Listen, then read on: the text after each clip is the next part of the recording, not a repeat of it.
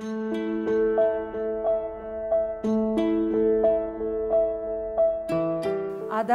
табиғат егіз ұғым.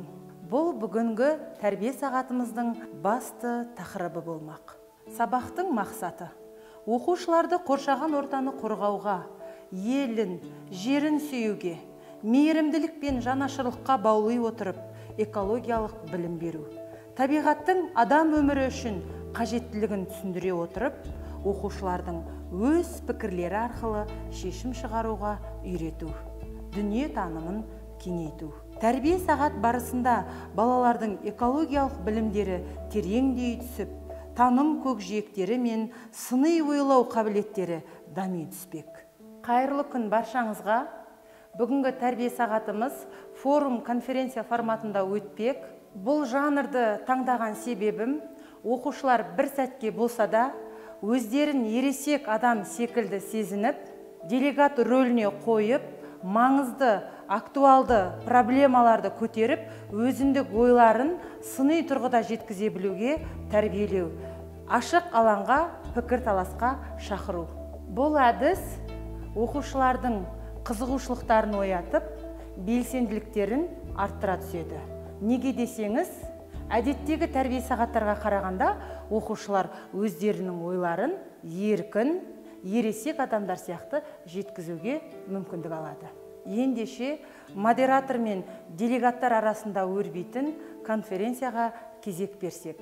Сәлеметсіздер ме, құрметті конференция қонақтары? Сіздерді бүгін көріп отырғаныма өте қуаныштымын. Сәлеметсіздер ме? Сәлеметсіздер. Көңіл күйлеріңіз қалай? Өте көтеріңкі. Іскесін. Ендеше баршаңызға сәттілік тілей отырып, бүгінгі табиғат форумына қош келдіңіздер дегім келеді. Атауының өзі адамға салмақты ой салатын бұл мәселелер сіздерді де алаңдатары анық. Бүгінгі конференцияда талқыланатын мәселелерді бір шолып өтейік. Қазақстандағы проблемалық аймақтар. Қоршаған орта қаншалықты заңмен қорғалған? Қоршаған ортаның ластануына әсер етуші факторлар. Климат өзгеруінің алдын алу жолдары. Экологиялық проблеманы шешу жолдары. Дәл қазір талқылауға көшпес бұрын тақырыбымыздың тұздығы ретінде арнайы дайындалған бейне материалға назар аударайық.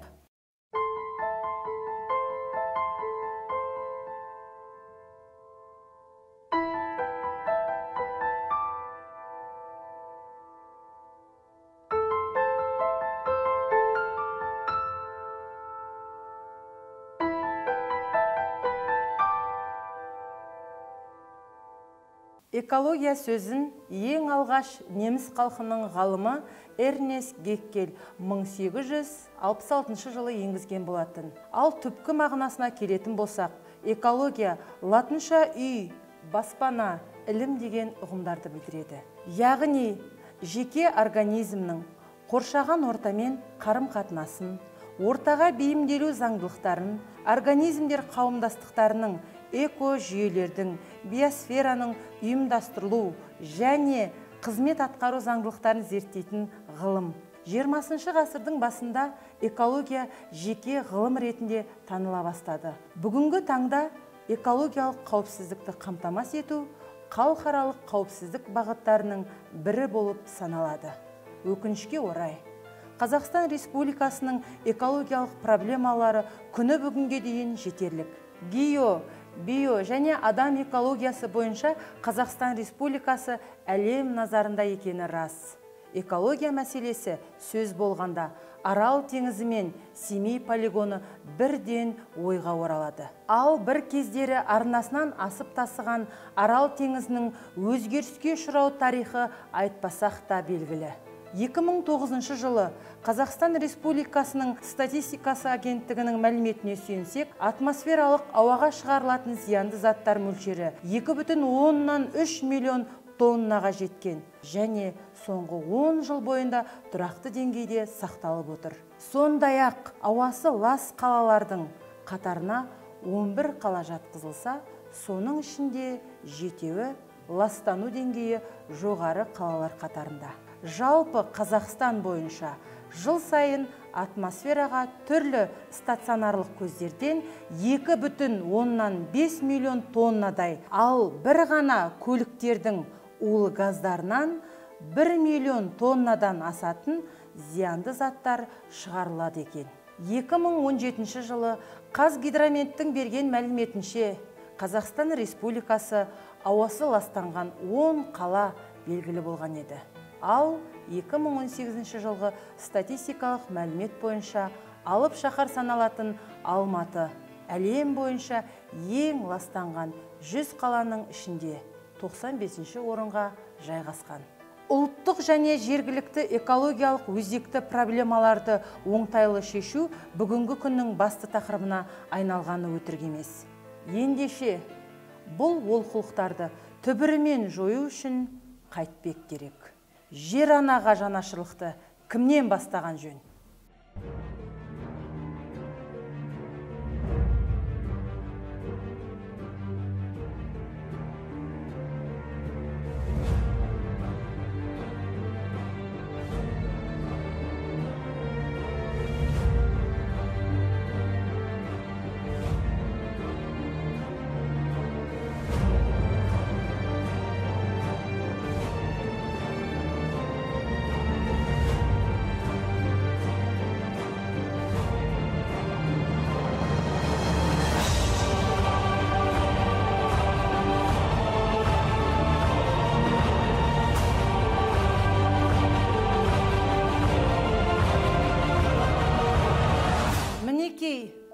Бейне материалымыздан байқағанымыздай, еліміздегі экологиялық жағдай көңіл көншітерлік емес.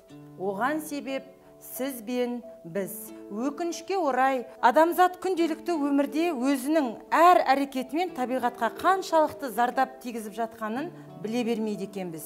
Бұл конференцияның басты мақсаты аталмыш өзекті мәселе болып отырған жастарды қоршаған ортаға аялауға, табиғат алдындағы жауапкершілікті сезінуге шақыру. Табиғат пен оның байлықтарын, Қазақстан Республикасы халықтарының өмірі мен қызметінің, олардың тұрақты әлеуметтік, экономикалық дамуы мен әл-ауқатын арттырудың табиғи негізі болып табылады.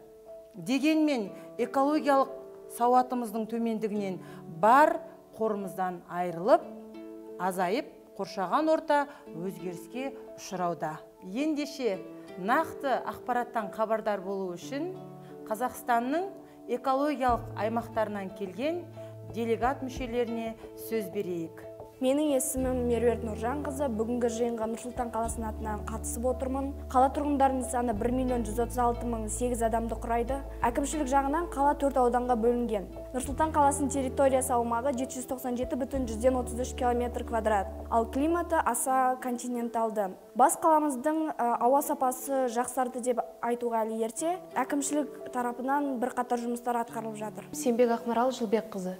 Мен Алматы қаласынан келіп отырмын. 1.897.143 тұрғыны бар Алматыда ығы-жығы адам, сірескен көліктер, шашылған қоқыстар, ит пен мысық, қаланың ластығы экологиялық ахуалды төмендетуде.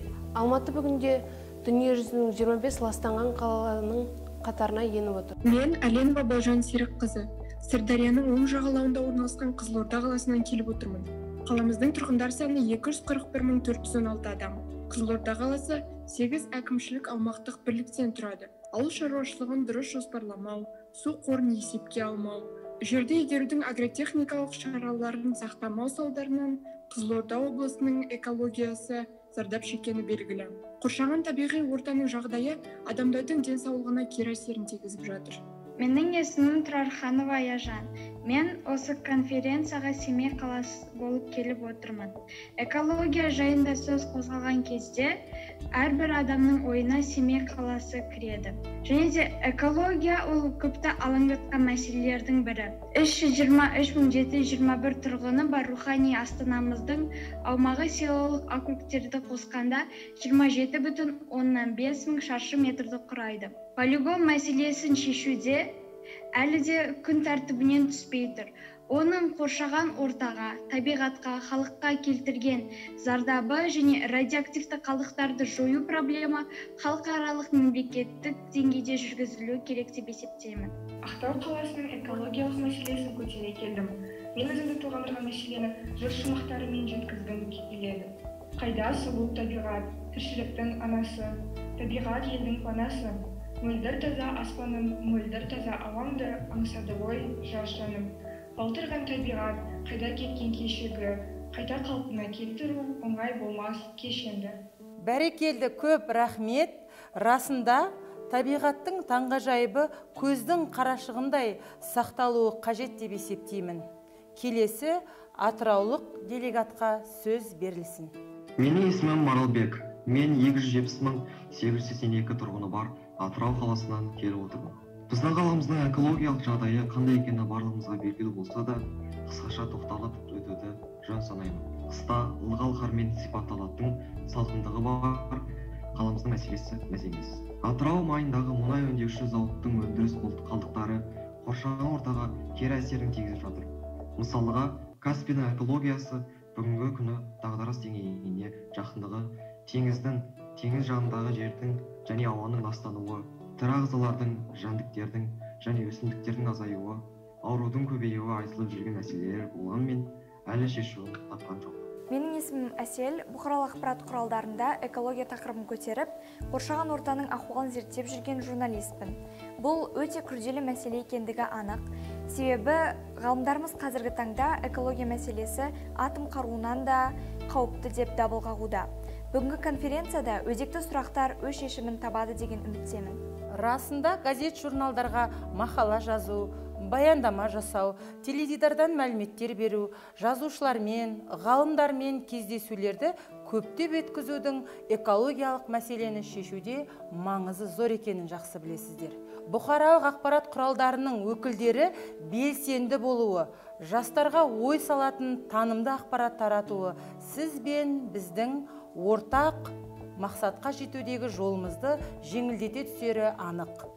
Ал енді қоршаған ортамыз заңмен қаншалықты қорғалғанын білу үшін сөз заңгерге берілсін. Армысыздар, құрметті қатысушылар. Барлықтарыңыз өте өзекті мәселені көтеріп отырсыздар. Мен Бақытжан Тамирван, заң тұрғысында қоршаған ортаны қорғау барысында қызмет етемін. Ауаның ластығы қазіргі кездегі дүние жүзінде өте үлкен проблеманы алып отыр. Қазіргі таңда өнеркәсіп орындары, жылу электростанциялары және де көліктердің саны артқан сайын ауа қабатына улы газдар түсіп артпаса азайып бара жатқан емес. Осы мәселеге байланысты сұрақтарыңыз болса, мені сұрай берсеңіздер болады.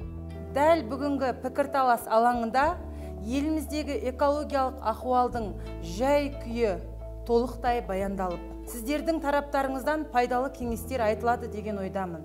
Сонымен табиғатты қалай сауықтыруға болады? Немесе климат өзгеруінің алдын алу жолдары қандай? Ойларыңызды ортаға салсаңыздар екен. Табиғат қорларын пайдаланған кезде олардың бір-бірімен байланысты екендігін есте сақтау керек. Яғни табиғаттың тарихи табиғи байланысын, тепе-теңдік процесін бұзбау. Суды тиімді пайдаланудың нақты шараларын анықтау.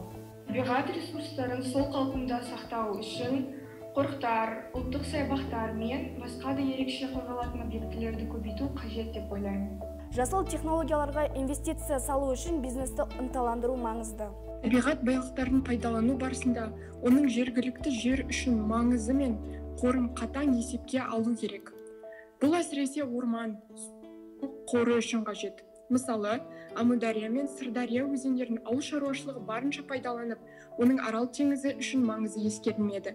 Нәтижесінде Арал теңізінің бір жолы құрып кету қаупі төніп тұр. Табиғатты қорғаудың тағы да бір мақсаты экологиялық қауіпсіздік. Қазіргі және болашақ ұрпақты сақтау, табиғаттағы төтенше жағдайларды болдырмау. Осының барлығын жүзеге асыратын Қазақстан Республикасының Конституциясы мен табиғатты қорғау заңдары. Менің ойымша, табиғат ресурстарының пайдалану барысында оның тиімді жолдарын іздеу, қайта түлету, бұзылу, ластану жолдарынан сақтау және қорғауды жүзеге асыру керек деп білемін. Егер адам баласы жаңа бір затты дүниеге келсе, оны жоюдың да жолын ойлау керек. Ол зат табиғи айналымға түсуі тиіс. Мысалы, адам полиэтиленді ойлап тапты. Полиэтилен табиғатта айналымға түспейді. Себебі оны ыдырататын редуцент, яғни бактерия жоқ. Осыдан барып, жер бетінде қоқыстар көбеюде. Ойларыңыз өте орынды. Мен де қоршаған ортаның жанашыр ретінде өз пайымымды ортаға салсам. Ең алдымен адамдардың табиғатқа деген көзқарасын өзгертіп, дұрыстап тәрбие беру қажет. Ол үшін балалар бала бақшасынан бастап, мектептерде, жоғары оқу орнында адамдардың табиғатқа, қоршаған ортаға деген көзқарасын өзгертіп, қалыптастыру керек сияқты. Яғни, қазіргі заманға сай экологиялық идеологияны өзгерту қажет. Егер біз жас ұрпақты кішкентай кезінен бастап табиғатты сүюге тәрбиелемесек, көп нәрседен ұтылатынымыз хақ. Әрбір тәрбиеші, мұғалім, маман, басшы экология негіздерін жақсы білу қажет. Әрбір адамның миында, қанында, көз қарасында қоршаған ортаны бүлдірмеу керектігі туралы негіз қалыптасады.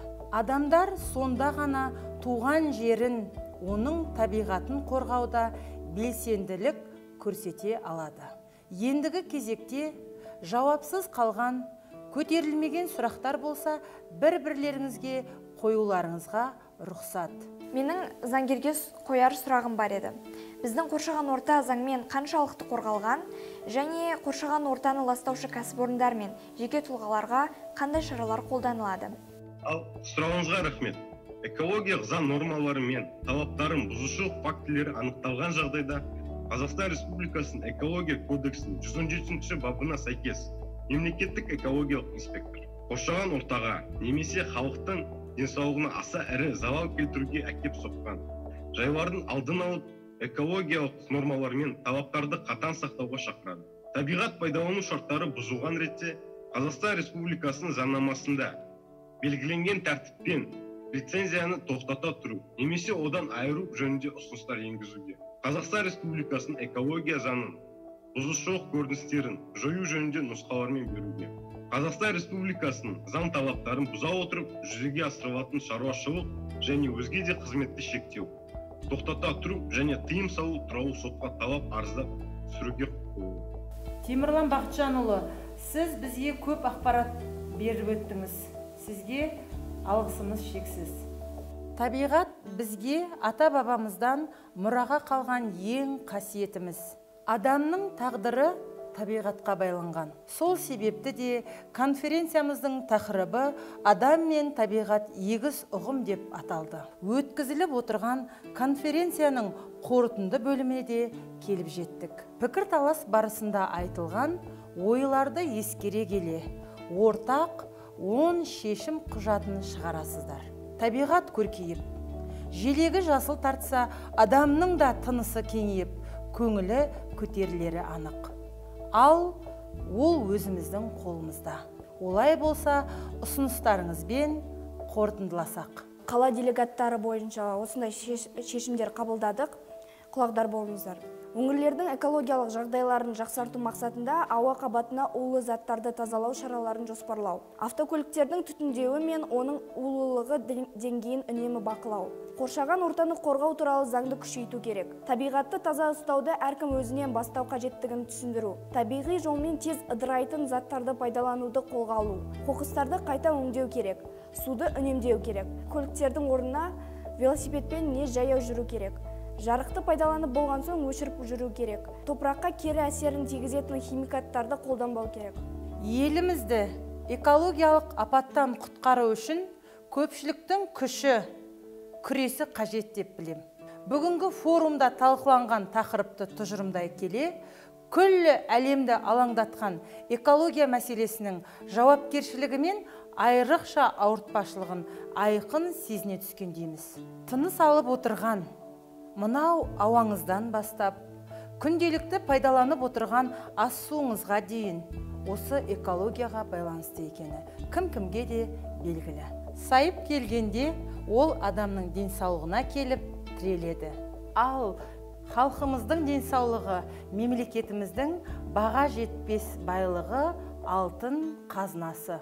Бүгінгі конференциямызды Қадыр Мырзали ақынның жыр шумақтарымен аяқтаймыз. Меруерт, сөз кезегі өзіңде. Әшкерелеп сөкпе бізді, тазала саумал ауа.